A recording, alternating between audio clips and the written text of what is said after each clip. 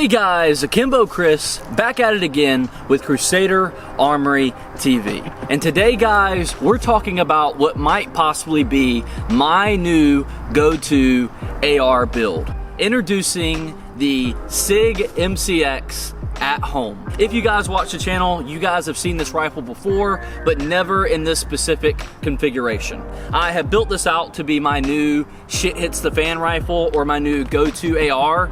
So now, as you guys can tell, it looks a lot different than it did in the budget SIG MCX build video where we threw a whole bunch of Amazon parts on it. This is a SIG MCX upper with a Aero Precision lower. So this is a SIG MCX conversion kit. It's got all the nice bells and whistles that a SIG MCX has without a full SIG MCX price tag. So today guys, we're gonna be playing around with it. We're gonna be shooting it because honestly, with this being my new go-to AR build, I need some training behind it because I don't have a lot of rounds to this thing and I really want to get accustomed to it, so I'm kind of using this video as an excuse to do so. We're going to go through the build, we're going to go through what's on it, we're going to run it through its paces, and we're going to see if this is my new go-to AR setup. So let's get right into the build. Why did I choose an MCX upper over a normal AR-15 or a Daniel Defense or a BCM or anything like that?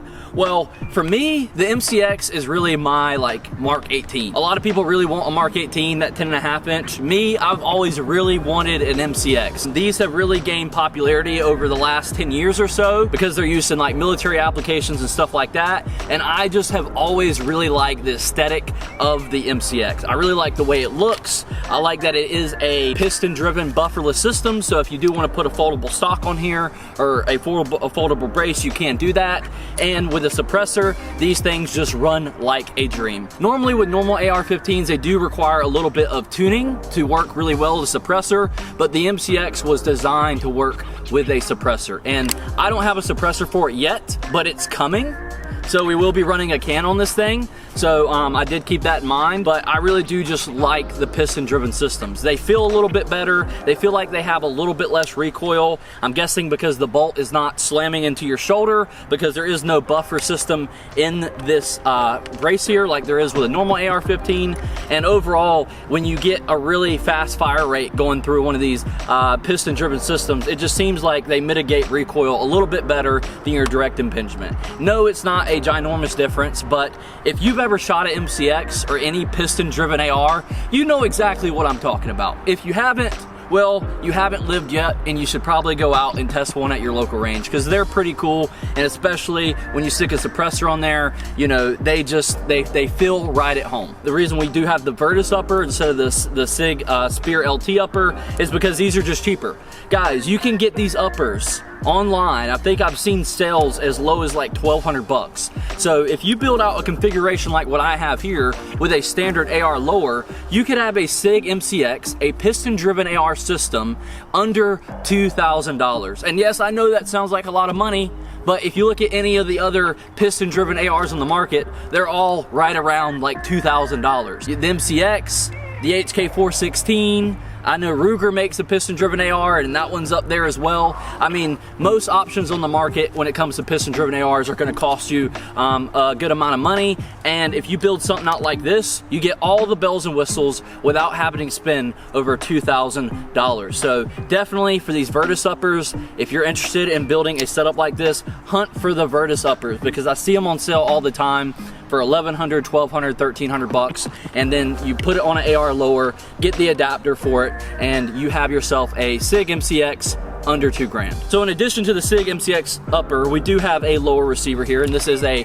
Aero Precision. I think everybody can agree that Aero Precision makes pretty good quality stuff. This does have the flared mag well to help with reloads, and it does have the ambidextrous 45-degree safety in it as well. It doesn't make a huge difference in ergonomics, but it is a preference for me. I really do like the 45-degree safeties. The trigger here, we do have a SIG LT trigger in here. So the biggest thing about these conversion kits is they do not work with your standard AR-15 triggers. You do have to have a trigger that will work with a piston-driven upper, specifically a SIG piston-driven upper. So you got a few different options. You can do like a SIG trigger. There's a few different aftermarket options out there on the market from companies such as Geisley. So you do have some options for triggers. However, I just have the SIG LT trigger and I really do like it. So these do come factory. The SIG MCX does come factory with a 2-stage trigger, and I believe they're around 3.5 to 4 pounds, something around there. So super lightweight trigger, feels good, feels great, super nice, clean, crisp brake. It's just butter. So for the furniture down here for the grip, we do have a Die-Free Co. Kung Fu grip. Guys, we are partnered with Die-Free Co. They are one of the channel partners, so please go check them out. This grip is amazing, and I will run this on all my ARs going forward. The thing about this grip and what makes it so different than the other grips on the market is it has a much more straight grip angle, so it allows you to get a little bit tighter, nice and tight on that gun. I really do like the ergonomics of this grip. It may not be for everybody, but I really do like them, and these things are stupid cheap. I believe these grips are like 20 bucks. You can literally get these grips for 20 bucks. Given most grips on the market go for $35 to $50, for 20 bucks, you're getting something a lot different and that actually improves the ergonomics of your gun and doesn't feel like every other grip on the market. I definitely think the Die-Free Co. furniture is worth it. In addition to that, we do have the Tiger Claw up here as well. This is a ATF compliant hand stop. So you can use this on all your AR pistols and it works phenomenally. I do like it. It's got a really nice grip texture on there, and I just like that it makes the ATF mad and they can't mess with me. So going forward, all my ARs, you guys will see me running Die-Free Co. furniture. So go check them out and use code Crusader for a discount. Even though these things are already so cheap, they're even generous enough to give us a discount code for you guys to use, so that way you can get even more of a discount. So now getting into the optics, as you guys know, if you watch my content, I love the EOTech. If I had a go-to rifle optic, the EOTech would be it. I just like how it's super quick to get on target. You got that nice big window, and as someone who has astigmatism, the holographics seem to work a lot better for me than something like your standard red dot, because they just don't starburst like a standard red dot does. So this is the EOTech EXPS-3, and this is the one with a night vision mode, and I bought this optic so that way we could shoot under night vision with no issues, and like I said, I just really like holographics. For the magnifier here, we do have a Monstrum Ghost 3X magnifier. I really do like this magnifier. I don't like the way it looks as much. You can tell it is a budget magnifier, but what I will say is it is very functional, and that's why I threw it on this gun. I was iffy if I wanted to put a magnifier on here or not, just to reduce the weight on the gun because the Virtus is a little bit heavy, but I decided if this is going to be my go-to AR, I definitely want some type of magnification, because when you're shooting out past 200 yards with an AR-15 and you just have a standard red dot or holographic sight, it can get a bit difficult depending on the size of the target that you're shooting at. So I did go ahead and slap this 3X magnifier on here, and EOTechs just look so good when you magnify them. They're crystal clear and one of my favorite optics to magnify. The eye relief on this thing is actually really good, and that glass is crystal clear. So it marks all the boxes I need it to. It just, isn't the prettiest thing on the gun. Moving on down here to the end of the rail, we do have a lamp and a flashlight. The lamp that we are running on here for night vision shooting is going to be the SMS HFXC. And this is a lamp that dropped probably sometime in the last year that has been really popular in the budget night vision space because it's a budget option that works. You can get these things for under $300. And in my experience, from someone who has used Somo gears for the last few years, this thing is the best bang for your buck. I mean, this absolutely craps all over my Somo gear in terms of performance and build quality. So if you're looking for a serious use lamp that doesn't break the bank, then this may be an option for you. We're gonna do a full review on it and do some testing just to really verify, but from everything that I've seen online, compared to the Somo gears, I mean, this absolutely blows it out of the water for right around the same price. So if you're interested in any of this stuff, links will be in the pinned comments below, so please go check that out. For the flashlight, we do have a SOTAC M600 SureFire clone. So no, this is not a genuine SureFire light. As you guys know, they discontinued the M600 and the M300 a few years ago.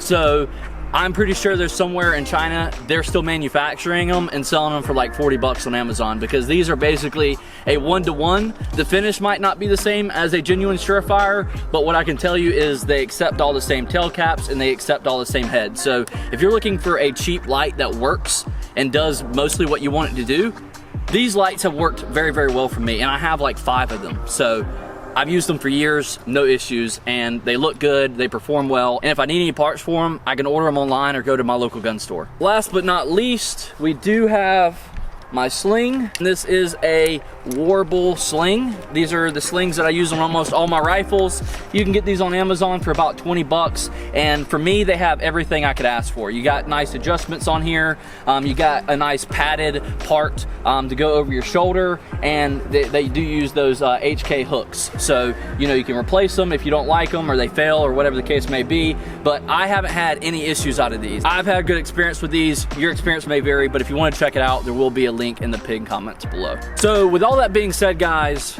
we're gonna have some fun with her today. This is gonna be my go-to AR build. This is gonna be my go-to shit hits the fan rifle. I've got to get accustomed to her. I've got to get some training behind her, and I need to become as proficient as possible with this build and really run it through its paces to test every single part on it to make sure that this is what I want to grab. And this is what you guys should all be doing. Don't just trust it because you've seen it on YouTube. Don't just trust it because the brand name of the products on your gun. Make sure that you take your build, when you put it together, you go out to the range and you test it, because the little things such as pressure pad placement or lamp placement, flashlight placement, optic placement, optic height, those things can all really make or break your build. So you really want to see how you can customize it to your liking and make it become a part of you, because you want this thing to enable you as much as possible if there ever becomes a situation where you may have to use it. So without further ado, guys, let's go ahead and get into it. The goal here today is, with the MCX, I'm gonna run you guys through all the training that I do when I get a new rifle to get used to it, get accustomed to it, and really get a feel for it, right? Like basically warm up with the rifle, train with the rifle. So I'm gonna run you guys through all the training drills I do. These are things that you guys can replicate at home if you're trying to get better with your rifle and just, you know, learn the fundamentals. So we're gonna run through a series of drills today. I have them all jotted down in my notes on what I think the best drills are to just kind of practice at home or at the range whenever you get a new rifle. So first, guys, we're gonna start out with sighting her in, because I have not sighted in this EOTech yet. Like I said, this is really an excuse for me to get some training behind this rifle. I just got it set up. So we're gonna sight her in. We got a target down here, downrange. You guys will see it on screen. It's about 25-ish yards away downrange, and we're gonna sight her in. Generally speaking, with my rifles, my ARs, I generally sight them in around 25 to 30 yards, and I sight them in just a tad bit high. That way, whenever I step back to 50 yards or 100 yards, they should be pretty much pinpoint. So keep that in mind if you are sighting in at 25 to 30 yards, that you just need to sight in just a tad bit high. Then once you get to those further distances, it should be pretty close. But once you get the chance, I would always take it out to 50 to 100 yards if you get the chance, and just, you know, confirm your zero. We're gonna go ahead and we're gonna rest this thing on the vehicle, and we're gonna take some shots at a 5-shot group at the target down here. And I am using the Die Free Co. Dose Boot to do this. So another piece from Die Free Co. You can get a 3-pack of these for like 20 bucks. With our discount codes, you're gonna get them even less than that, Crusader. So these are really good if you're trying to rest your magazine on something. They help out a lot, because if you guys use PMags, you know it's hard to level the gun whenever you're in a prone position. So I did bore sight her in, guys, so we should only have to make slight adjustments here, but let's see where she's at. All right, let's see where she hit. Looks like we're right above the bullseye. Yeah. So we're a little bit high. Yeah, we're just a little bit high, so let's bring her down just a little bit.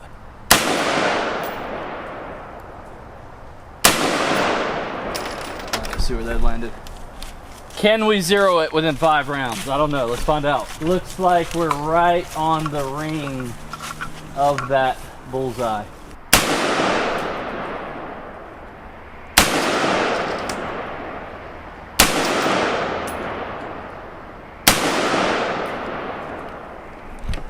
All right, let's check her. I aimed a little bit low, but I also cranked her down. So, okay, well, we got a grouping. I was aiming a little bit low, and I was hitting basically where I was aiming. So, okay, cool. We're gonna finish it off with a 5-shot group, and I'm gonna try to group them all center mass within that red target area.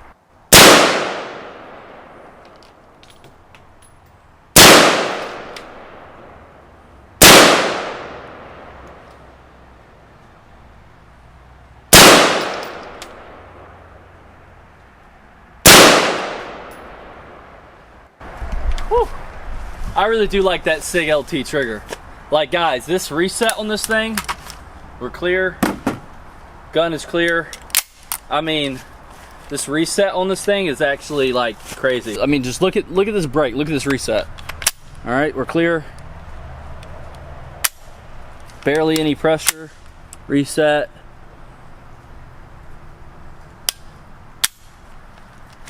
I mean, you got a super short reset on that thing. So if you are using this for any type of precision shooting, marksman shooting, let's say you have the 16-inch or something like that, then I don't think you'll have any problems with it. I really do like that SIG LT trigger. Plus it's got that like polished aluminum look to it, and I really do like that. It just makes it look super premium. It looks like I grouped right below the bullseye. Just yeah, so that's good because well, like I said, you want to sight it in just a little bit high. I was aiming center mass. I had the dot right on that bullseye, and I'm shooting just a little bit low. So since we're zeroing at 25, we step back to 50 to 100, then it should be pretty much pinpoint. But that's a pretty good group right there below that center target. I think she's good enough to go to run some drills. So let's get to the part for all my tactical guys out there, and let's run some drills. First drill we're going to start off with, to get accustomed to our new build, is we're going to do a low ready first shot drill. So essentially we're going to have the timer, beep's going to go off, and I'm going to take one shot center mass at the cardboard target here, and we're going to aim center mass. We'll do 5 on the cardboard target, and then we're going to do 5 on the gong. So the gong is going to represent a head box essentially. That's an 8-inch gong, super small. So you know, if you can hit that in about a second or so, you're doing pretty good. But we're gonna do 5 on each, and that's the drill we're gonna use to start out. This drill is gonna get you used to the low ready position and bringing the optic up perfectly to align with your head as quick as possible to bust that first and probably most important shot off. The shooter ready? Yep. Stand by. 1.3. 1.3. All right, you definitely speed that up. Stand by. 1.2. 1.2. 1.2. All right, 0.1 second faster. 1.05. What? 1.05. Okay, so about 1 second. Yeah, stand by. 1.15. Yep. 0.9. 0.9. Quickest one. All right, let's check out the grouping. Check out the target. Pretty good shots here. I mean, especially to, you know, for under a second. That was the last one. Got 1, 2, 3. So these are all center mass, chest zone area, and then we got one right outside the chest zone area. But this would still be considered an A zone. Yeah, all of them would be considered A zones. Yeah. Now let's work on the head box shots and see what happens. Shooter ready? Yes, sir. Stand by. 1.1. I can see where that 5.56 took a chunk out that gong. Mm-hmm. Degrading. Aging. 1.3. All right. Shooter ready? Stand by. 1.1. The concussion. Oh my God. Cameraman's gonna have a CTE. I already have a CTE. And just so you guys know, all you range safety officers out there, cameraman's out the way. We got a zoom lens, so we always make sure cameraman's out the way. So don't worry about his safety, all right? He's a big man. If he accidentally takes some shrapnel or perhaps a ricochet round, I'll be fine. He'll be fine, okay? 0.9. 0.8. I think I can do it. You could probably get 0.75. Yeah, I think I could get a little bit faster, bro. The gun is a little bit heavy. So guys, one of the downsides to the Virtus that a lot of people talk about online is the fact that the Virtus model is like one of the heavier models. The first one was a little bit lighter. A lot of people didn't like them because they had a key mod rail on them. And also I think that they had some issues or something like that. They fixed all those issues in the Virtus, but they also beefed up the handguard so it got real heavy. This is a very, very thick boy, as you can see. And that difference between this and the Spear LT, the SIG LT has a much slimmer handguard, so it is a little bit lighter. But I do have a friend that has a Virtus, and he was actually able to put a Spear LT handguard on his. I do believe it requires a little bit of modification, but it is doable. So keep that in mind. Let's run 3 more, just for the fun of it. All right. Because I think I could get a little bit quicker. Yeah. I just gotta warm up the muscles, you know? Yeah, I just gotta warm up the muscles. That's it, guys. And for all you guys in my last video that said, oh, that gun's not that heavy, and yeah. Listen, I go to the gym. I spend 8 to 10 hours a week in the gym, okay? I'm very strong for my body weight, so I'm not a weak guy. So if I'm telling you it's heavy, it's not because I'm just trying to make it seem heavier. I'm trying to lie to you guys. It's because it's heavy. That's power, bro. That's power. All right, power. So if I tell you it's heavy, just know it's heavy, bro. I actually weighed this gun, by the way.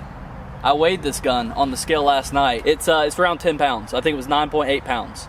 So heavy. I think we can all agree that a 10-pound gun is pretty heavy, especially when you're running and gunning with it. So I'll leave it at that. Not saying that a 308 with a scope on it, a LAM and a suppressor is not heavier, but it is a 10-pound, essentially AR 180. Shooter ready? Yep. Stand by. 0.9. 0.7. Hell yeah. 0.7. All right, one more. You got it. 0.9. That's quick. They're quick for a head box. Average under a second. So that's just a quick drill that you guys can run, you know, kind of just practicing your draw from a low ready position. That way, you know, if you ever do, God forbid, have to use this rifle for anything like a zombie apocalypse, if you come around the corner, you can take out the creepers with ease, right?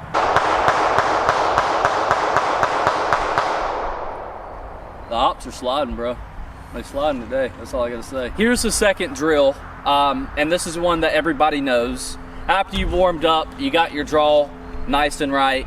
Now we're gonna do Mozambiques, right? And a lot of this is the draw because you have to get that sight on target. And since we've already practiced that, got warmed up with it, that should kind of help that first part of this drill. But a Mozambique, obviously, 2 to the body, 1 to the head. So we're gonna run that 3 times. Shooter ready? Yes, sir. Stand by.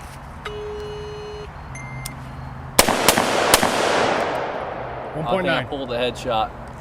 Yeah, we got 1 here, 1 there, and then 1 there. So I need to aim a little bit higher with the optic this close. We're shooting at about 10 yards for the Mozambique, so not far at all. But a lot of this stuff is like CQB training. We don't have a very large range out here, so you know, a lot of it is just close range, practicing the fundamentals, and then you know, the longer range stuff will come later.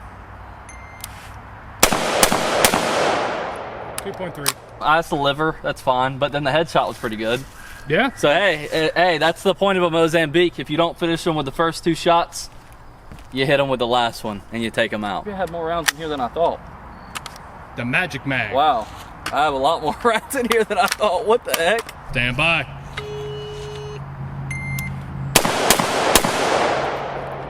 Faster. 1.8. So yeah, we got 2 center here, and then the headshot's a little bit low, but it's high to the bore. So I just got to learn to aim like here. Aim at the top like of the top head. half of the head. Yeah. That way I shoot a little bit better. So we're gonna run it 1 more time, trying to clean it up, and yeah, just practice makes perfect. 1.8 again. Perfect center. And then this one, center. And then I threw that one. I guarantee that's my second shot. Probably bogged the gun down a little bit. And that's one thing that I see a lot of people, you know, especially when they start training up close with their AR, who, you know, they may have not trained before, not taking height of bore into consideration. When you're super close and you've got your rifle sighted in for 25, 30 yards even, and you get up to like 5-10 yards, then you're going to be shooting a tad bit low. I mean, just the name of the game. So you got to make sure you train through those things in case you may have to use your rifle for home defense or anything like that. You know, the cookie monster comes in your house at 3 a.m. for whatever reason, wants to take your cookies, and you got to neutralize the target. All right, let's move on to the next drill. All right, guys, so now we're gonna do a build drill. So we're gonna do 3 back-to-back build drills, which is 5 shots, center mass, at our target down there. So we're gonna see how well we can keep a really rapid group on the target. One thing about the SIG MCX and a lot of these like AR 180 designs, in my experience, or they seem to stay really flat whenever you start pumping a lot of rounds very quickly downrange. And I don't know if that's due to that piston system being up front and putting more weight out front, so that way the barrel doesn't rise as much, but yeah, that's been my experience with them, is that when you go to rapid fire these things, they just feel much better than your standard like AR-15. Shooter ready? Yes, sir. Stand by.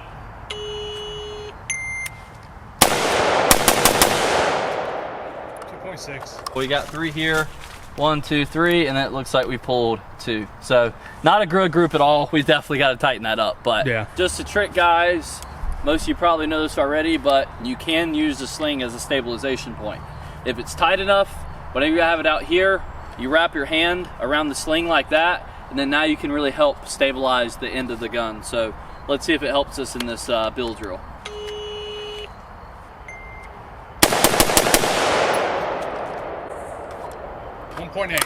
Okay, so it kind of had the same pattern here. It's like 1, 2, 3, first 3 shots, and then it looks like I dropped 2 of them. I would like to get them all here, so we'll do one more attempt, and this time I might slow it down a little bit, but I'm gonna focus on accuracy.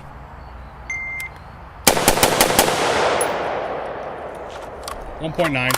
1, 2, 3, 4, and then we put 1 on top of another one right there, so that's 5.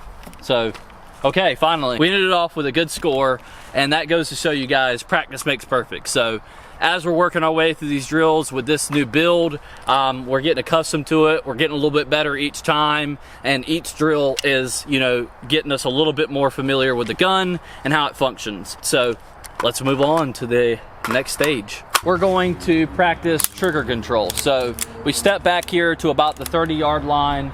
We're gonna shoot at the gongs, and I have 10 rounds loaded up, and what my goal is here is to get every single round on one of those gongs. So those gongs are pretty small. Each of them are probably about like 8 inches wide. So, you know, that's like a head box. And what we're mainly gonna practice here is the trigger control, because what I see a lot of people do, especially when they step back a little bit, is they don't control the trigger very well, and they don't ride the reset. So you definitely, when you're doing like precision shooting, if you've ever done any precision shooting, you know this, but you definitely want to like ride that reset. So whenever you're letting the trigger reset, you want to go just back to that wall for your next shot. That way you're already ready to shoot, and you're not slamming that trigger too hard, and you're really just learning the wall, learning the actuation point on the trigger, so that way that you can put shots on target rapidly, back to back to back, without throwing your shot off from over pulling the trigger or slapping the trigger.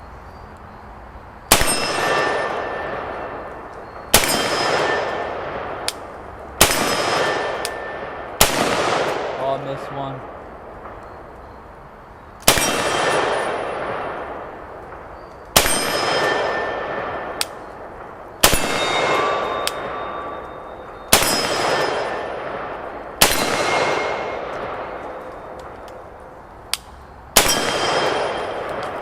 See, that last one I didn't fully reset it, but I mean, that's pretty good. We only missed one. Missed one, yeah. And I think it's because the gong was swinging when I shot it. So now we're gonna do some transition drills, like point-to-point shooting, not transition between primary and secondary, but point-to-point shooting. So at the paper target, we're gonna take 2 shots here.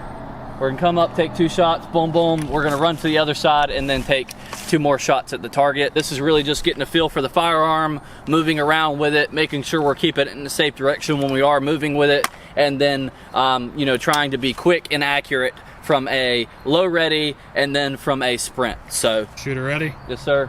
Stand by.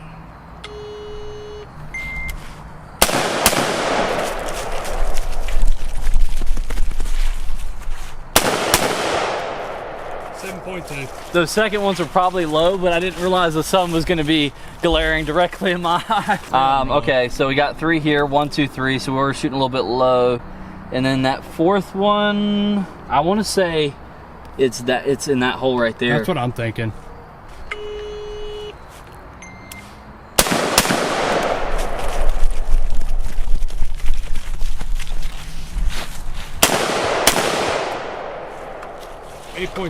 So 1, 2, 1, 2. So all pretty much A zones. I think this would be on the line of an A zone though. Probably be more like a C zone.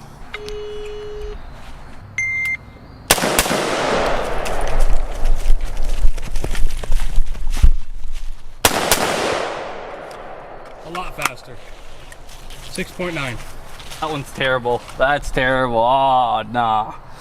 But we got one there, one there. So that's 1, 2, 3, 4. Who created daylight savings time? Okay, because this pisses me off. We came out here right after lunchtime, and now we're fighting the sun going down on us. So, whoever created daylight savings time, you're just a weird individual. That's all I gotta say. All right, so we're gonna do a reload drill. I got 1 in the mag and 2 in this mag, so 3-shot drill. I'm gonna pop it, boom, and then reload and drop the last 2. Stand by.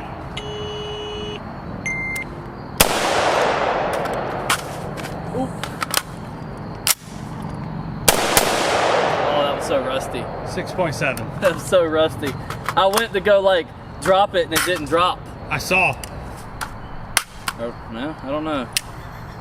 On camera, it's like, I gotta work. The camera's working against me, bro. Stand by.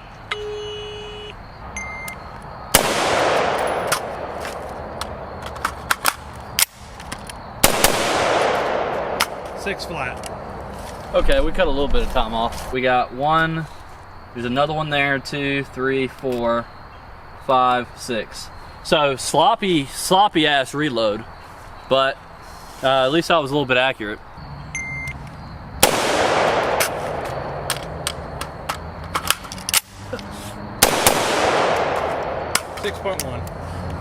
I always keep messing up. You would think that flared mag well Would help. but you got to get that mag in there just right, and that's where I keep messing up, is loading that mag. I need to really take this and do some dry firing with it to get used to that mag well, because I'm so used to my PSA and working with the PSA, because that's the one I have probably the most rounds through out of my whole collection. So I just need to get some dry fire through this. But shot here, got 1 here, 1 here, and then number 3 looks like it's right there. So now we're gonna move on to a transition drill between the handgun and the AR. So 2 shots with the AR, 2 shots with the handgun. We're gonna do that 3 times, and then we're gonna end it off with a cardio drill where we start over there at that target, take 3 shots at that target, come over here, and then neutralize all of the targets. So, all right. Stand by.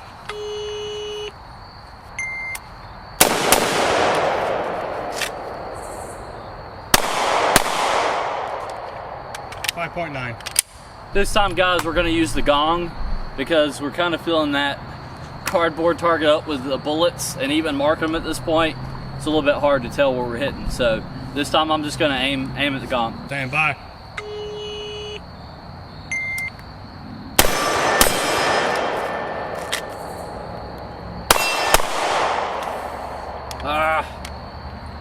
The gloves. The gloves, dude. That second shot was it was an AD. That's the one thing about these new Performance Center Smith & Wesson triggers, is they are pretty good. And if you're trying to shoot too fast with them, you gotta have gloves on, so I can't really feel the reset as much with my finger. And that second one went off prematurely, but it's all good because it's pointed down range, but those are the type of things you gotta work through.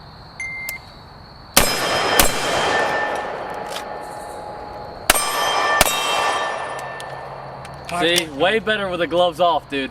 Like I'm not making excuses. That was so much easier, not only with the handgun, but with the rifle. It just felt different with gloves off. But that was pretty good. What was the time? 5.9. Okay, that's so pretty similar, good. but you had all shots on target. Yeah. Okay. You know, not bad given that. You know, we're weekend warriors, guys. We're not in the military. We're not in law enforcement or anything like that. We're just your average guys out here training, trying to stay vigilant and be prepared civilians. So let's run the last drill, and then we're gonna close it out. All right, time to get that heart rate flowing. Time to see how much the weight of the Virtus slows us down. So we're gonna take 2 shots of this target down here at the house, and then we're gonna run to the range, and we're gonna drop a total of 6 shots. 3 on one side, 3 on the other at each target. Stand by.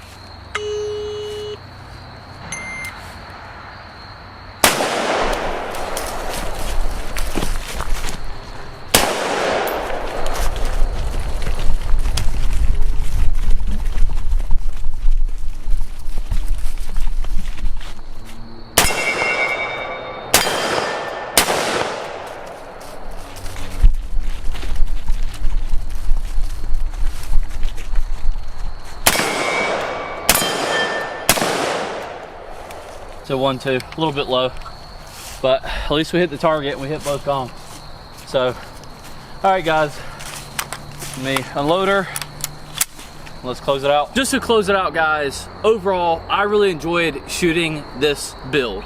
Everything seemed to hold up fairly decently. I will be honest with you guys, midway through, we did have this M-LOK mount loosen up, but we took the flashlight off and we reseated that.